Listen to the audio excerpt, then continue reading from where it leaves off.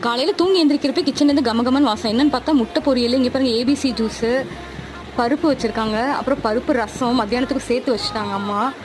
பாருங்கள் ரசம், அம்மா ரசம் செம்ம டேஸ்ட்டாக இருக்கும், மிளகெல்லாம் தூக்கலாக இருக்கும். அப்புறம் வந்து உருளைக்கிழங்கு வெந்துட்டுருக்கு குக்கரில். காலையிலேக்கு சப்பாத்தி போட்டுட்ருக்குறாங்க. சப்பாத்தி வந்து அம்மா சுடுற சப்பாத்தி செம்ம சாஃப்டாக இருக்கும். குட்டி கட்டையிலையும் அவ்வளோ சூப்பராக தைப்பாங்க. இங்கே பாருங்கள் கர்ச்சீஃப் மாதிரி கையிலே மடக்கிடலாம், அவ்வளோ சாஃப்டாக இருக்குது பாருங்கள். நாங்கள் எப்போதும் மார்னிங் சப்பாத்தி தான் ப்ரிஃபர் பண்ணுவோம், அதனால் அம்மா சப்பாத்தி தான் போடுவாங்க.